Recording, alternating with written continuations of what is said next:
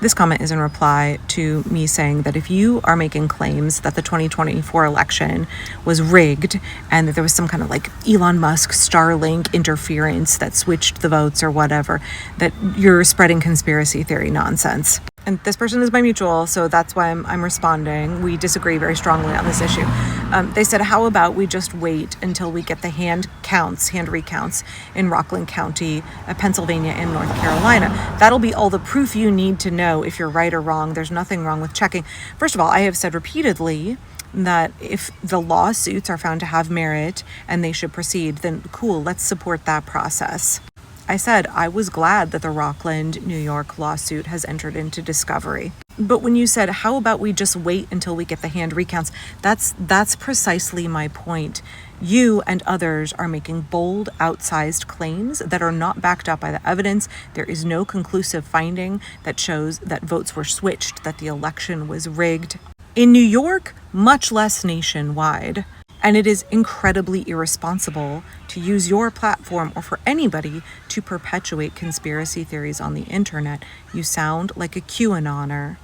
I would really encourage you and others to wait until you have actual evidence and you actually have conclusive findings before making these big, bold claims that undermine people voting in future elections. When you make claims that the elections were all rigged and you do not have evidence that supports that, when you make extreme claims that are not backed up by the data that Elon Musk and Starlink somehow switched all the votes and that elections are all a scam now, they're all rigged, there's no point in voting, Kamala really won and Republicans just have this like magic lever and they can just switch votes even though, elections are controlled by the states and are not controlled by Donald Trump or Elon Musk.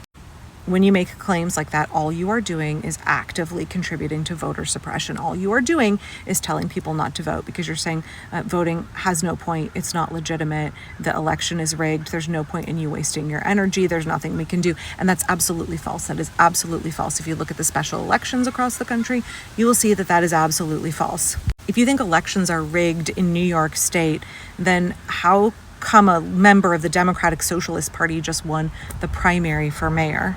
And not like by a little bit, by 12 points over the dude from a political dynasty who used to be the governor and had millions and millions and millions more dollars behind him.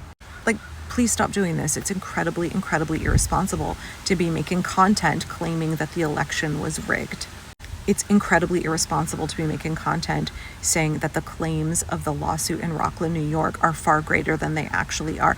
And it is incredibly irresponsible to be making claims that just because somebody brings a lawsuit that there is foundation to it and that their claims are credible and that what they are saying is applicable nationwide or even applicable in New York itself. The lawsuit has not played out. It has just started the discovery phase. And yet y'all are using the fact that a lawsuit was filed to make bold claims that Kamala Harris won the 2024 election and that votes were switched all across the country. You can't make those claims. As a creator, it's incredibly irresponsible to do so. It's incredibly irresponsible for all of us and for the future of democracy to make those kind of claims.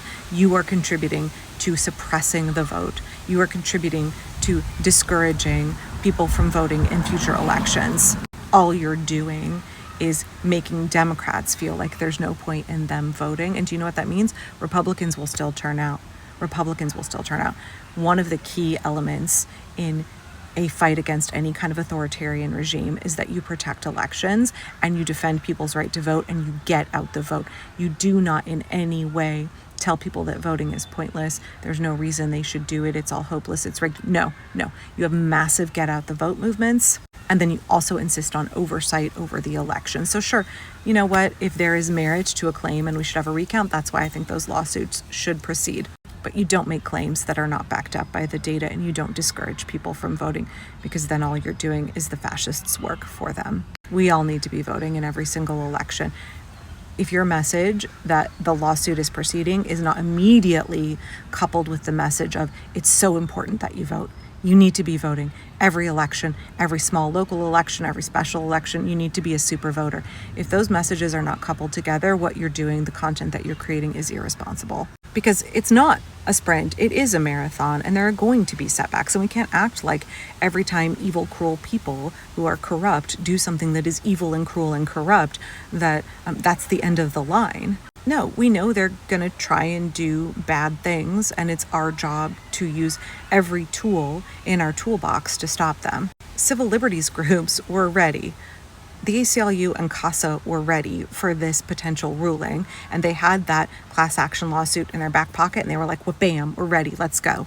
Again, the Supreme Court did not rule on birthright citizenship at all. They ruled on whether a district judge could impose a nationwide injunction on behalf of one individual. And they left open the remedy of you can file as a class action and try again. So immediately, again, less than 24 hours after the court's ruling, CASA filed with a federal judge in Maryland for an emergency injunction to block Trump's policy. They essentially just refiled the same case, but with a broader inclusion of victims. They have now made it a class action. I really appreciated this line from Politico. It's among several exceptions or workarounds that Trump's adversaries are poised to seize on after the justices have limited the judge's ability to issue nationwide injunctions. Yes, SCOTUS is run by a bunch of Christo-fascists who believe in their unitary executive theory, and they're desperate to give the executive more power, take more power away from the judiciary, away from the legislative, and away from the American people. We understand that. We know that's who they are.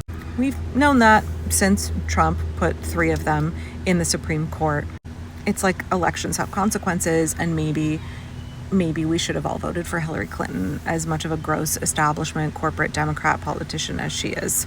Because who you elect for president actually has big consequences far beyond their term, especially when they have the ability to stack the court as Trump did. So any leftist who's like, elections don't matter, every party is essentially the same, 3 crucial spots on the Supreme Court would be very different if y'all had voted for Hillary. If you'd held your nose like I did and voted for Hillary Clinton, even though you didn't really like her, and you knew she was going to be more of the same establishment, sameness. She wasn't Donald Trump. Those 3 Supreme Court positions are crucial. And we could have another conversation about whether we should have presidents who are aligned with a party be able to pick who's on the Supreme Court at all. In other countries, justices are nonpartisan, and the executive doesn't have any ability to put people into the position, much less a lifetime appointment of the highest court in the land. But that's a discussion for another video. Anyway, my point here is that when we get bad news, I really encourage y'all to wait 24 or 48 hours to process it, to see what falls out, to see what shakes out. I have said this since November. You got to wait and see what shakes out, because just because they act and do something terrible, there are all kinds of good people all over the country who are waiting to have a counteraction. There are people waiting to fight back. There are folks who are anticipating the nasty things this regime wants to do, and they are getting ready to spring into action as soon as they're able. Please stop acting like every bad thing this regime does is the end, that it is, well, it's all over now. Your apocalyptic thinking in that regard is not good for your mental health, and it's not based in reality, and it's not good for the resistance against fascism either. It's never all over. And when we think that one piece of bad news, even if it's really bad news, is the end and that it means we've lost, you are giving them a victory that they have not earned. You are acting like a setback is the apocalypse. You are acting like a setback is the end of the road. And sometimes it's not even a setback. Sometimes it's an anticipated play that we knew they were going to make. Apocalyptic thinking comes out of our evangelical culture. It's incredibly toxic. It's not truthful. All it does is encourage you to give up. All it does is encourage you to catastrophize. All it does is encourage you to let them have a victory that they haven't achieved yet. Like, stop pretending that something is the end when we're just getting going. Stop pretending that we're all out of plays. Stop pretending that there's no point in resisting. Stop pretending that they have won. They are going to do nasty shit. It's our job to stand up against it. It's our job to resist, y'all. If you are not resisting, there's no resistance. If you're caving, if you're pretending it's the end, if you're engaging in doomerism, then it's not a resistance. Like, you need to actually resist. Support the folks who are fighting back, whether that's giving to the ACLU or Democracy Docket or whatever other organization is actively fighting the horrible things that this regime is doing. But then get plugged in with a grassroots organizing group and give your labor and your skills and your time and your expertise. Get involved in mutual aid, build community, start working, laying the groundwork for a general strike. We're just getting going, y'all. We're just getting going. Every time they act, that creates an opportunity for us to react. That creates a crack, that creates an opening, that creates some chance for us to fight back differently. So don't give up, y'all. Don't give up. First and foremost, he didn't win, he stole it. Y'all sound like QAnoners. Blue Anon, Delu Blue folks, I know that it is much more comforting to believe that there has been some massive Starlink Elon Musk conspiracy and he is some super, evil super villain. That's much more comforting to believe than to acknowledge the reality that this country is deeply racist and misogynistic and would not vote for a black woman for president. That's the reality of what happened. I know that people keep bringing up this New York election lawsuit in Rockland. Y'all, that's not proof that he stole the election. That lawsuit is just now in discovery. And you know that anybody can bring a lawsuit and that irregularities that actually are not as irregular as you think they are, if you look at the history of voting in those districts, that's not proof that the election was stolen. We need to stop talking like QAnoners. We need to stop acting like elections are rigged when they are not. We are looking at special election after special election after special election where Democrats are winning, making huge gains, where absolutely those elections are functional and fair. Yeah, sure, gerrymandering exists, voter suppression exists. Those are the ways that elections are being manipulated. The same classic tactics that Republicans have used for generations and that we absolutely need to address. Sure, yeah, we have disinformation. We have Russian and it's not real disinformation on social media. We have social media creators who are absolutely contributing to voter suppression by giving false messages about the elections. And that's actually something that you're doing here when you say that the election was stolen and that voting doesn't matter because the election is rigged. When you say things like this that are not backed up by fact, that are conspiracy theories, all you are doing is you are actively spreading misinformation or disinformation depending on your motivation. And all that does is further suppress the vote. You are telling people that voting doesn't matter and they shouldn't bother turning out. If voting doesn't matter, why are the Republicans trying so hard to suppress the vote? If it doesn't matter because the elections are rigged, why is the number one play of Republicans to try and suppress the vote and disenfranchise voters? Why is it they are so desperate to convince you not to vote, or they are so desperate to use tricks and tactics that are really nasty, in the courts, especially on a state level, to try and get your votes thrown out or to try and gerrymander a district? If voting doesn't work, why do Republicans try so hard to suppress your vote and game the system? I know that people who otherwise like my content don't like me saying this, but the election was not stolen. People just didn't want to vote for a black woman because this country is profoundly racist and sexist.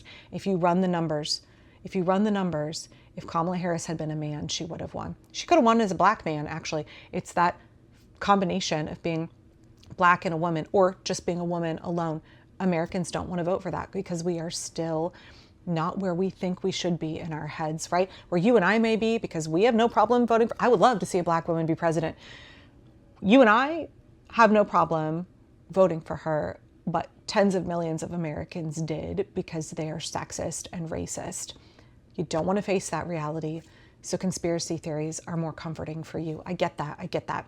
But when you lean into those conspiracy theories, when you believe them, and when you spread them online, when you perpetuate them, all you're doing is actively suppressing the vote. All you're doing is telling people to give up on elections. And what happens when people give up on elections? What happens when people believe that their vote doesn't matter because it's rigged anyway? Republicans win.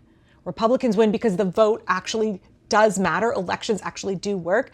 And when you discourage Democrats from voting, Republicans win because they will show up and vote no matter what. Republicans will vote no matter what. It's Democrats and leftists who are fickle and who will not turn up to the polls. That's what we saw in 2024. When you say shit like this, you are carrying water for the fascists. You are actively helping their agenda. You need to set the expectation that elections are going to be happening. They're going to be fair. Your vote will be counted. We are working to make sure that your vote absolutely will be counted, and you need to turn out to vote. I will say this endlessly until the midterms, and then again from the midterms all the way to the next presidential election. We do not seed elections in advance. We do not spread conspiracy theory disinformation that discourages people from voting, because we have to vote so big that they can't rig it, right? The vote has to be so big that it can't be rigged. And that means we have to encourage everybody. We all have to vote, and we have to encourage everybody else to vote. We need overwhelming voter turnout. If you look at the history of resistance movements against fascism, one of the key elements of their work is not giving any ground on elections, is expecting that elections will happen and that everybody will get to vote. It is normalizing the expectation, or maintaining the normalization of your rights, right? The Trump regime is trying to move the needle. I don't know who is starting and perpetuating this nonsense, but to me, if this conspiracy theory is helping the fascists, it's helping MAGA, because it is telling Democrats, don't bother voting. Don't worry about it. You don't need to. It's all fixed. It's all rigged. Where is that originating from? If the talking point helps the fascists, who started that talking point, and why are you spreading it? Successful anti-authoritarian movements do not give up the right to vote. They do not allow the needle to be moved to say elections might not be fair, elections might not happen, elections might be rigged, elections, we don't let them move that needle. Don't do that. We will have elections, they will be fair, we will all show up to vote, the votes will be counted, and it will be a fair legal process. That is the standard that we expect. We do not allow them to move the needle on it at all. So that if they try to, we can be overwhelmingly outraged, like, how fucking dare you? This is the United States of America. We all get to vote, and our votes are counted. That way, if they try to do hanky shit, it is so outside the bounds of normal. Think about what normal was a year ago, right? It's so outside the bounds of normal that we absolutely can stop it. There will be a huge public outcry, and they won't be able to get away with it. You have to think more strategically than this, y'all. Please, please, please do not buy in to this nonsense. I know that on some level it's comforting to believe there is a big evil supervillain named Elon Musk who rigged everything. I know that it's really far more comforting to believe that there's no way this could have happened without some kind of like storybook, fictional dystopian plot line. I understand that, but the reality is that people wouldn't vote for a Black woman. That's what happened. We have to make sure that that never happens again, that we all turn out and vote. We have got to focus on a get out the vote movement. That's where you need to be putting your energy, not into perpetuating this kind of nonsense online. I'm seeing it so much in my comments the last week especially, and I'm seeing some of my mutuals really pushing this like, oh, you know, he stole the election. What did you think of January 6ers? What did you think of QAnoners when they were saying this in 2020? And now you're doing it yourself, because conspiracy theories are comforting when you are going through something traumatic, when you've experienced a devastating loss. They're comforting, but they're not going to help us achieve our goal of protecting our democracy, of reinstituting democracy. Spend your effort into demanding free and fair elections. Spend your effort on a get out the vote movement instead of this nonsense. Obviously, the Supreme Court's ruling about nationwide injunctions is really discouraging. Now, I'm not an attorney, but I've been frustrated to see people who are likewise not attorneys making claims that this ends birthright citizenship in the U.S. And that is not what the case was about. It was about whether an individual could get a nationwide injunction. And I really appreciate Harry Litman's take on this. If you don't listen to Talking Feds with Harry, I really appreciate his YouTube channel.